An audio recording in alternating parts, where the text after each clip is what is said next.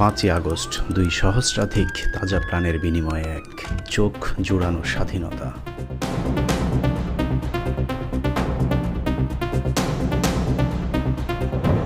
ঠিক একইভাবে আরেকটি কথিত স্বাধীনতা আমরা পেয়েছিলাম 1971 সালের 16ই ডিসেম্বর।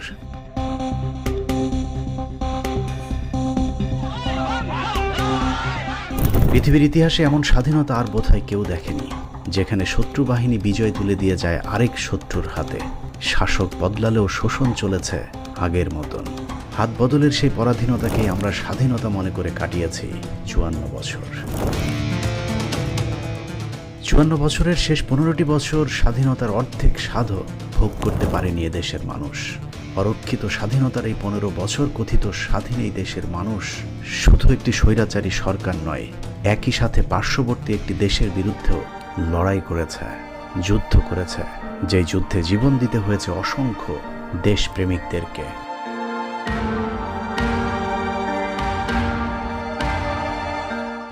দীর্ঘ 15 বছরব্যাপী চলা সেই যুদ্ধের চূড়ান্ত রূপ ছিল 2024 সালের জুলাই।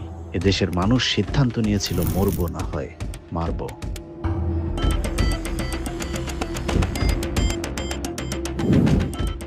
বাঁচা মরার সেই যুদ্ধে আমাদের জয় হয়েছে, কিন্তু প্রস্তুতিহীন যুদ্ধ জয়ের পর আবারও স্বপ্নভঙ্গ। পরাজিত শক্তি দেশ ছেড়ে পালালেও তাদের দেখানো পথেই চলছে দেশ। চাঁদাবাজি, টেন্ডারবাজি, দখলবাজি, ঘুষ, দুর্নীতি সবকিছু আগের মতোই চলছে। কিছু ক্ষেত্রে বেড়েছে বললেও ভুল হবে না। যাকে যেই চেয়ারে বসানো হয়েছে সেই চেয়ারকে নিজের পৈতৃক সম্পত্তি ভাবতে শুরু করেছে। তবে সবচেয়ে বেশি অভিযোগ এমন এক দলের বিরুদ্ধে যাদের কাঁধে এদেশের শাসনভার যাবার কথা। চাঁদাবাজি, টেন্ডারবাজি, দখল, লুটপাট এমন এক পর্যায়ে পৌঁছেছে যে ক্ষমতায় যাবার আগেই দলটি ক্ষমতা হারানোর পথে।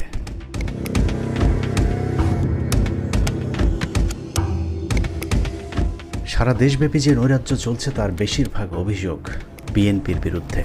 সময় পাল্টেছে, কিন্তু বিএনপির কতিপয় নেতার সময়ের সাথে একটুও বদলায়নি। মানুষের চাওয়াকে অগ্রাহ্য করে স্বৈরাচার রূপে আবির্ভূত হয়েছে বিএনপির একটি অংশ। অথচ কে বলবে এই তো কদিন আগেই তারা স্বৈরাচারের বিরুদ্ধে রক্ত দিয়েছে।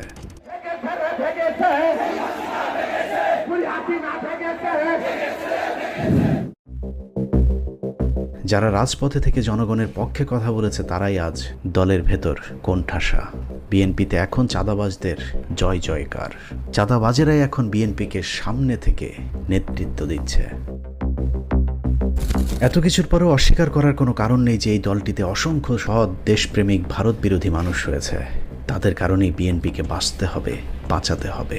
হাইব্রিড চাঁদাবাজদের কারণে বিএনপির অবস্থা যেন আওয়ামী লীগের মতো না হয়, সেই উদ্দেশ্যে আজকের এই অনুসন্ধান।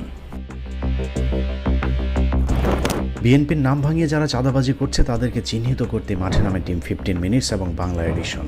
যৌথভাবে করা এই অনুসন্ধানের প্রথম পর্বে দেখবেন দক্ষিণ পশ্চিমাঞ্চলের জেলা চুয়াডাঙ্গায় বিএনপির চাঁদাবাজি। আমরা আজকের অনুসন্ধানের নাম দিয়েছি শরীফ টরিক, দুই চান্দা ভাই।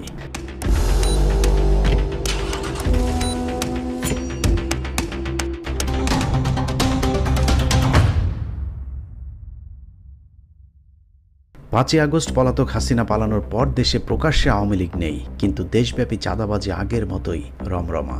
ব্যতিক্রম নেই চুয়াডাঙ্গাতেও। অন্য জেলার মতো এখানেও আওয়ামী লীগের শীর্ষ নেতারা পালিয়ে গেলেও তাদের সাঙ্গপাঙ্গদেরকে নিয়েই চাঁদাবাজিতে মাঠে নেমেছে চুয়াডাঙ্গা বিএনপির দ্বিতীয় শীর্ষ নেতা শরীফ এবং তার ভাই টরিক।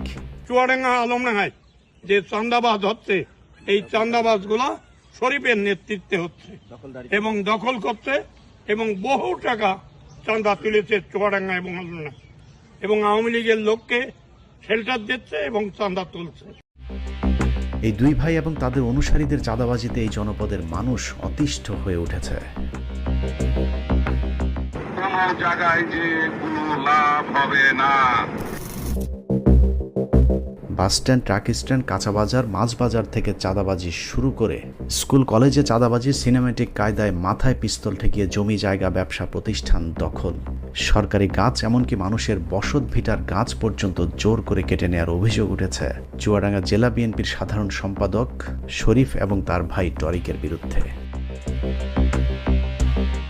শরীফ টরিকের অনুসারীদের দাপটে চুয়াডাঙ্গায় খোদ বিএনপি নেতাদের অবস্থাও ছেড়ে দেমাক কেঁদে বাঁচি। তার নেতৃত্বে বিএনপি ঐক্যবদ্ধ থাকবে কিনা। এখন বিএনপি 5টা খণ্ডে খণ্ডিত, রাজনৈতিক অবস্থান একেবারে নাই বললেই চলে।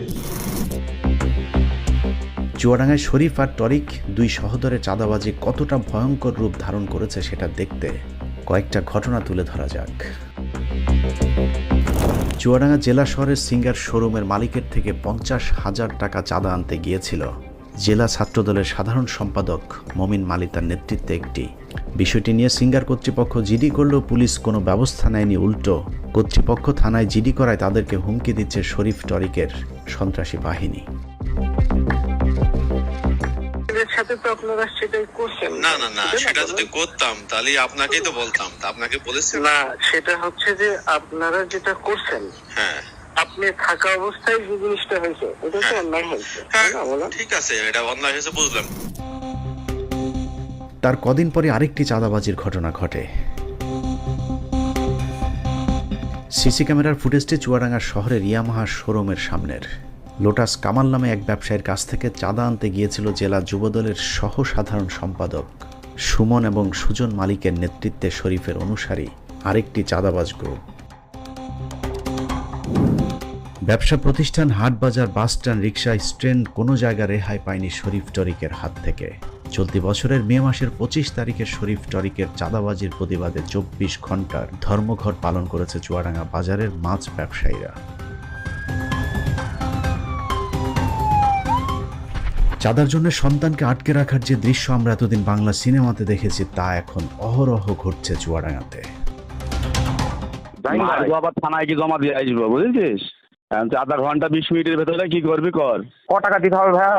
তুই থানায় বসিস, শোনা জাহিন ভাই, তুই ক টাকা পারবি বল?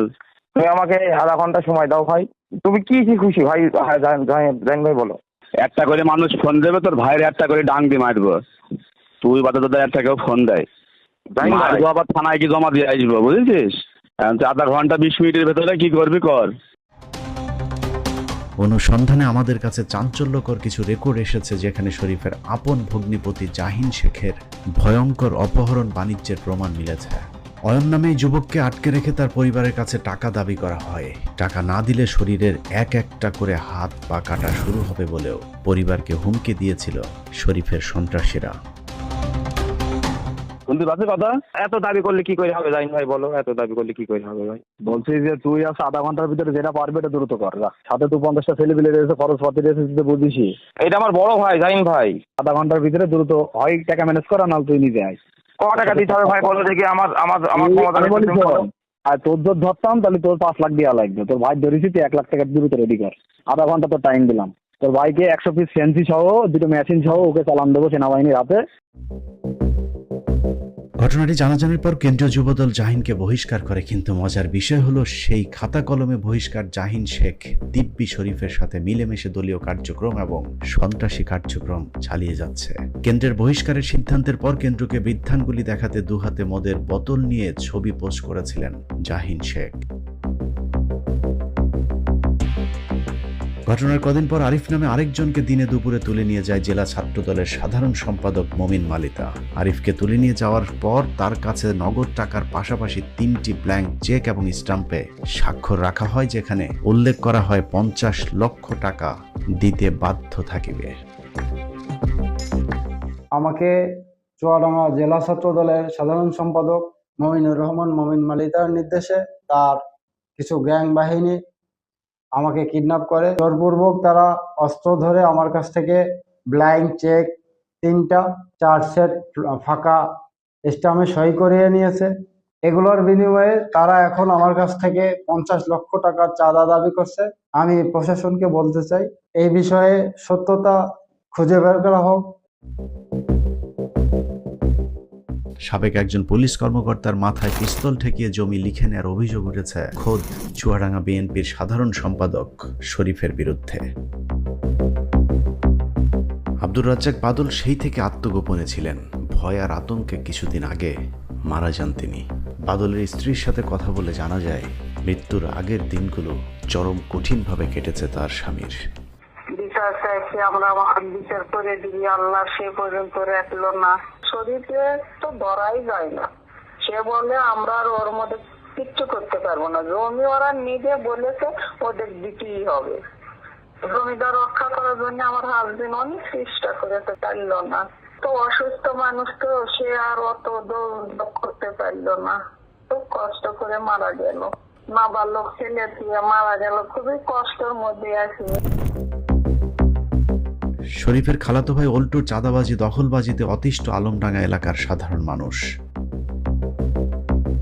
শরীফের অত্যন্ত আস্থাভাজন আরেকজন চুয়াডাঙ্গা পৌর যুব দলের সিনিয়র যুগ্ম আহ্বায়ক মিলন আলী লিমন চাঁদাবাজি করতে গিয়ে অস্ত্র সহ সেনাবাহিনীর হাতে আটক হয়েছিলেন তিনি। এর আগেও তার বিরুদ্ধে চুরি ছিনতাইয়ের অভিযোগ সবই ছিল। তারপরেও তিনি এখন চুয়াডাঙ্গা বিএনপির প্রভাবশালী এক নেতা।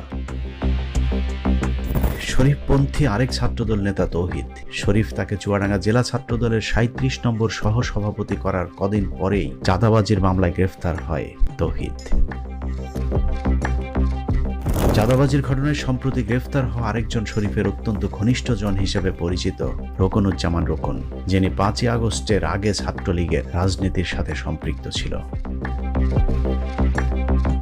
চুয়াডাঙ্গার শিক্ষা প্রতিষ্ঠানগুলো শরীফ টরিকের চাঁদাবাজি দখলবাজি থেকে রেহাই পায়নি। চুয়াডাঙ্গা নিগার সিদ্দিক কলেজ নামে একটি শিক্ষা প্রতিষ্ঠানের নিয়ন্ত্রণ নিতে শরীফ তার পছন্দের একজন ব্যক্তিকে কলেজের ম্যানেজিং কমিটিতে বসানোর চেষ্টা চালায়। শরীফের সন্ত্রাসী বাহিনীর আন্ডার ম্যাট্রিক এক সদস্যকে কমিটিতে না রাখায় কলেজের অধ্যক্ষকে পিটিয়ে গুরুতর আহত করে শরীফের সন্ত্রাসী বাহিনী।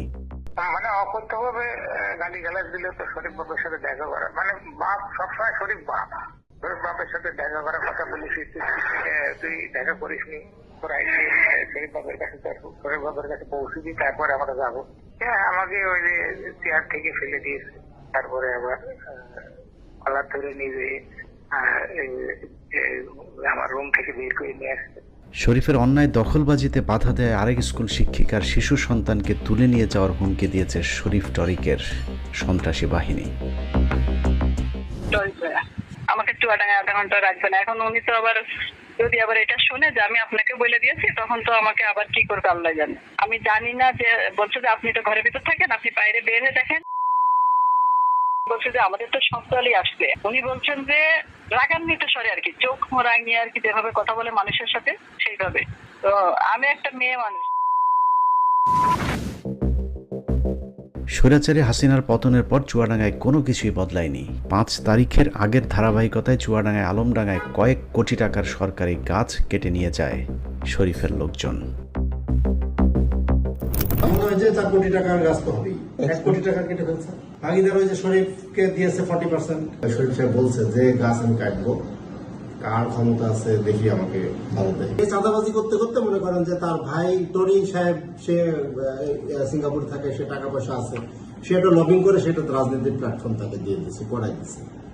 সে এখন ওপেন রাজনীতি করতেছে, আগে তো সে ওপেন রাজনীতি করে না।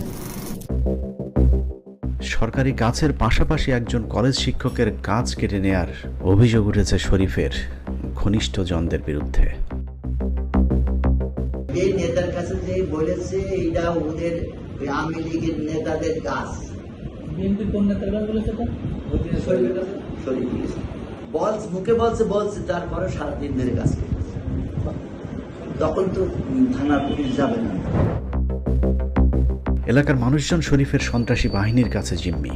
আমাদের অনুসন্ধানে একজন প্রবাসীর সন্ধান পেয়েছি, যিনি একটি ফেসবুক পোস্টে শরীফ টরিকের চাঁদাবাজির বিরুদ্ধে কমেন্ট করায় শরীফের ক্যাডার গিয়ে হামলে পড়ে প্রবাসীর বাড়িতে। ওই প্রবাসীকে না পেয়ে তার পরিবারের ছোট শিশুদের পর্যন্ত ভয় ভীতি দেখিয়ে এসেছে শরীফের অস্ত্রধারী সন্ত্রাসীরা। দুই মেয়ে ভয়তে ঘর তালা মেরে তারা আমার ভাইয়ের রুমে যেয়ে বসেছিল, জানেন। আলম শাহ, যেটা জমজামি ইউনিয়নের সভাপতি, আমার বাসায় ওনারা গেছে প্রায় 25 থেকে 30 জন আমার বাসা থেকে, যেটা বললো ওনারা রাত্রিবেলা।